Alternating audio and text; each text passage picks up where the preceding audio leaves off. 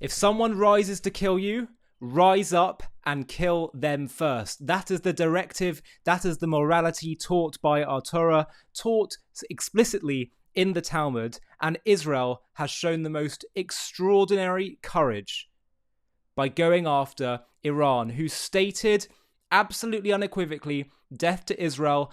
There was strong evidence confirmed by the United Nations of all institutions that they were enriching uranium that would not be used for peaceful purposes, that could only be used for weapons.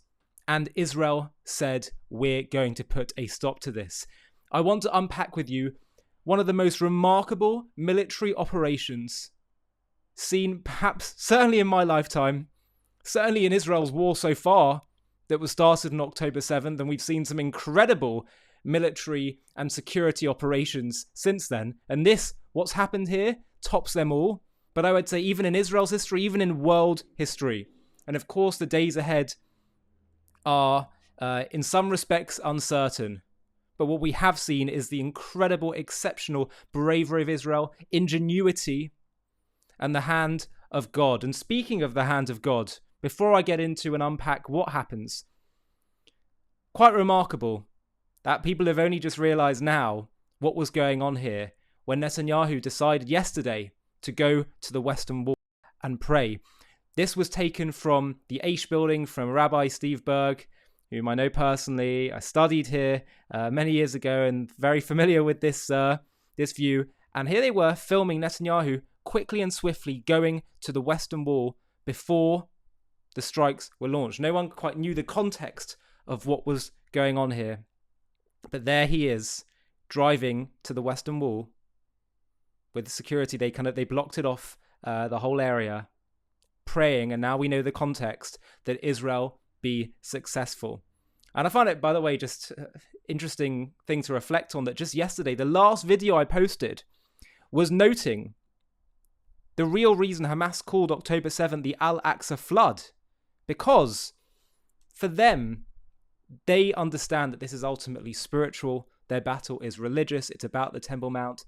It's about their version of how they think of God. And that ultimately is how we have to respond. And I question, will our leaders, will our people express that and articulate that to the world? And it is a very encouraging sign that Netanyahu understands that, and understands at least that that is where our help ultimately will come from, as much as we have to do, put in our work and efforts. Let's unpack what's happened. The IDF and Mossad did to Iran in 10 minutes what we did to Hezbollah in 10 days.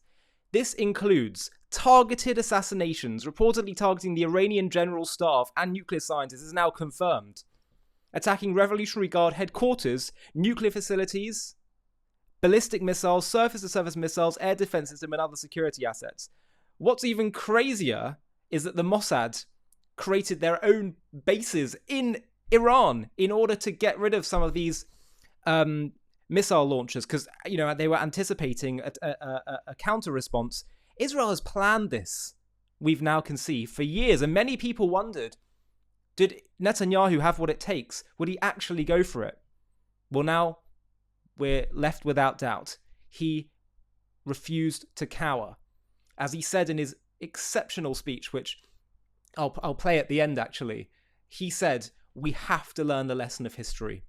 That after the world was too beleaguered with war, tired from war after World War I, we didn't stand up and listen and take seriously what Hitler said. He said, we are not making that same mistake again, even if we have to go alone. He understood the lesson of history.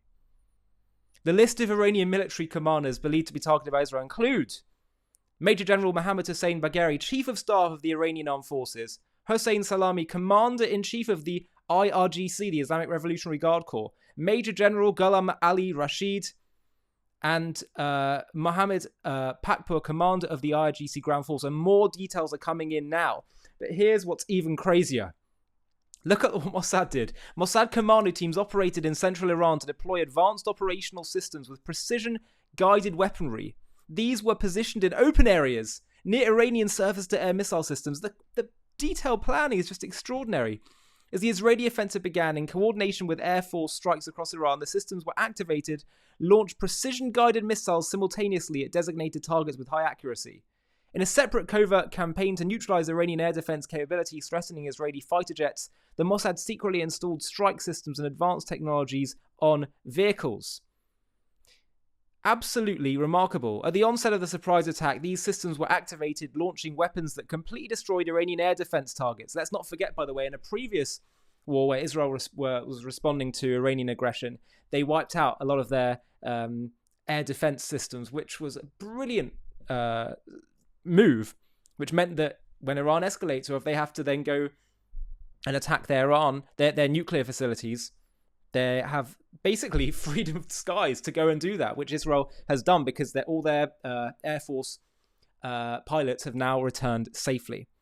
In a third campaign, the Mossad established a base for explosive drones that had been infiltrated deep into Iran well before the operation. During the Israeli strike, these drones were activated and launched towards surface-to-surface missile launchers at a base near Tehran, a significant threat to strategic targets and Israeli civilians. And Iran launched, I think, 100 drones to Israel in response, and looks like they've all been intercepted. Israel, the IDF, have put out a very clear statement and video explaining how they had no choice, how the evidence was clear, as I said, even cited by the UN, that they were at a very dangerous point now, enriching uranium far beyond peaceful purposes that could only be used for a nuclear weapon. And quite frankly, it's not speculation. They said it. Death to America, death to Israel, death to England, by the way. And Israel has acted sanely, morally, and with incredible ingenuity and courage. This is how precise Israel's intelligence and execution is. This is a pinpointed attack eliminating the head of the IRGC directly in his apartment, 2,000 kilometers away from Israel. Look at that. Oh, Israel's genocide is their bloodlust. It just knows no bounds. Look at that. The whole building is still intact.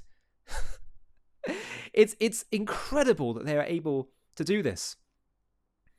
And as I say, Iran fired 100 UAVs at Israel, intercepted all 100 of them. Incredible stuff. Hillel Ford has reported one of the most unbelievable things to happen in a long time. Hezbollah has announced they will not join Iran's retaliation, wild as they are preparing for this moment for years. This is what defeat looks like. President Trump has said, I was briefed on the attacks in advance. No surprises, but the US is not militarily involved and hopes Iran will return to the negotiating table. We're waiting to see what the Iran response will be. But he's now given a further statement saying, I gave Iran chance after chance to make a deal. I told them in the strongest of words, just do it. But no matter how hard they tried, no matter how close they got, they just couldn't get it done. I told them it would be much worse than anything they know, anticipated, or were told. That the United States makes the best and most lethal military equipment anywhere in the world by far, and that Israel has a lot of it, with much more to come, and they know how to use it. Certain Iranian hardliners spoke bravely, but they didn't know what was about to happen. They are all dead now, and it will only get worse. There's already been great death and destruction, but there is still time to make this slaughter, with the next already planned attacks being even more brutal, come to an end. By the way, what is he referring to? Probably Israel will start targeting key economic assets, oil refineries and others, to utterly cripple Iran. Iran must make a deal before there is nothing left and save what was once known as the Iranian Empire. No more death, no more destruction. Just do it before it is too late. God bless you all. Michael Dixon has pointed out this incredible graphic.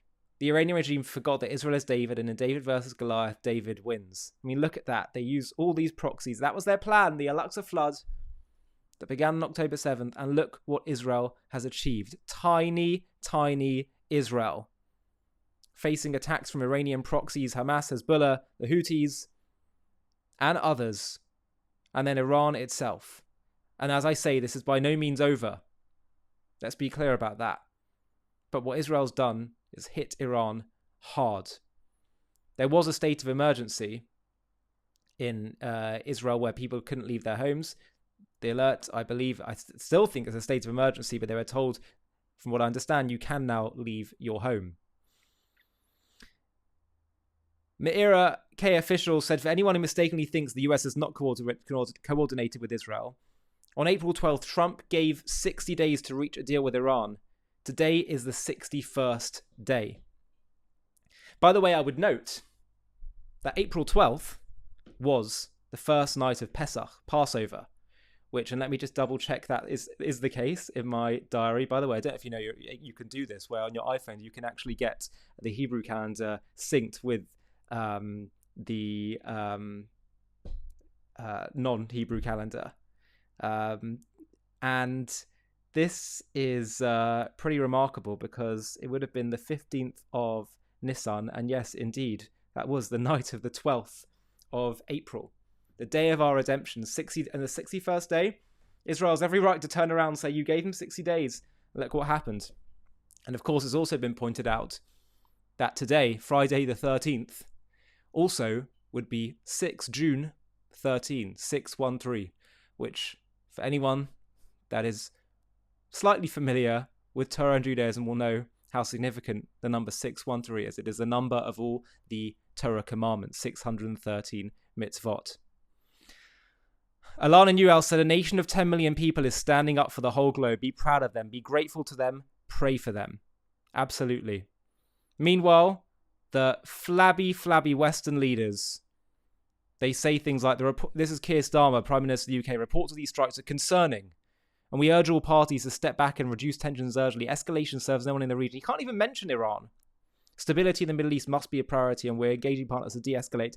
Let me tell you something, Keir Starmer. Israel is de-escalating. If Israel didn't do anything, they would not be escalating. Sorry, they would be allowing for escalation.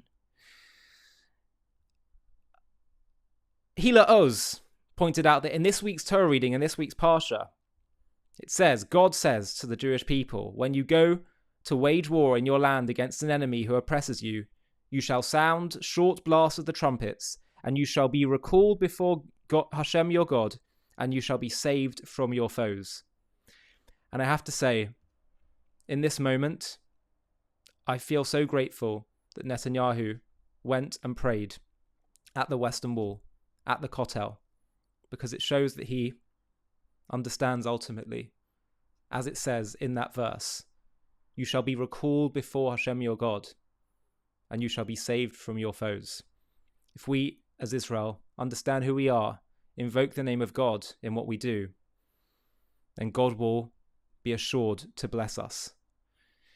I want to finish by showing you Netanyahu's really powerful statement about what Israel has done and will continue to do, and we'll keep reporting and covering what's happening in the coming hours and days. So please make sure you hit the subscribe button so you can stay up to date with everything that's going on from what I hope is a sane commentary when there's so much insanity in the media out there.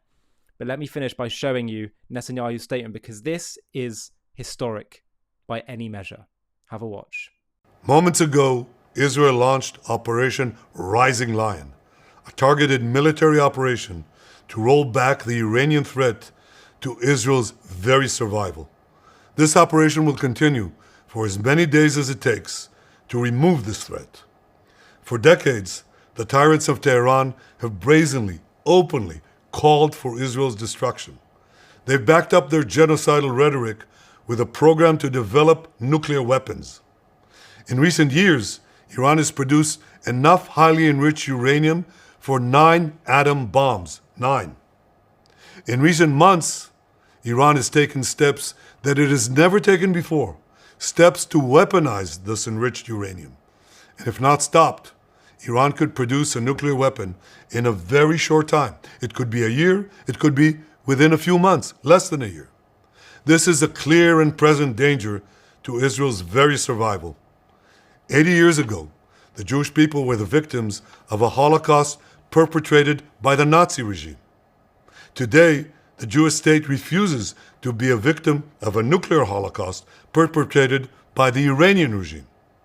Now, as Prime Minister, I've made it clear time and again, Israel will never allow those who call for our annihilation to develop the means to achieve that goal. Tonight, Israel backs those words with action.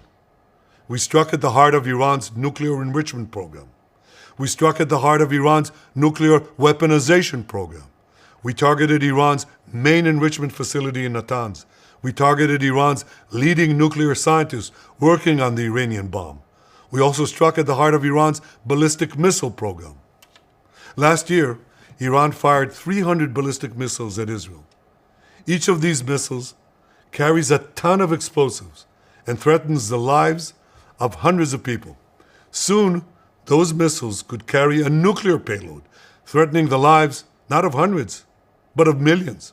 Iran is gearing up to produce 10,000s of those ballistic missiles within 3 years. Now just imagine 10,000 tons of TNT landing on a country the size of New Jersey. This is an intolerable threat. It too must be stopped. Iran is now working on what it calls the new plan to destroy Israel. You see, the old plan failed. Iran and its proxies tried to encircle Israel with a ring of fire and to attack us with the horrible attack of October 7th. But the people of Israel, the soldiers of Israel, rose like lions to defend our country. We crushed Hamas, we devastated Hezbollah, we hit Iranian proxies in Syria and Yemen.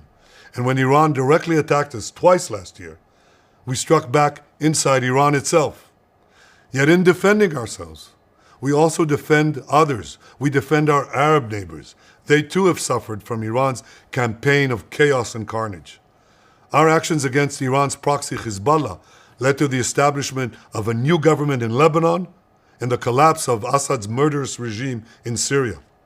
The peoples of those two countries now have a chance for a different future, a better future. So too do the brave people of Iran, and I have a message for them. Our fight is not with you.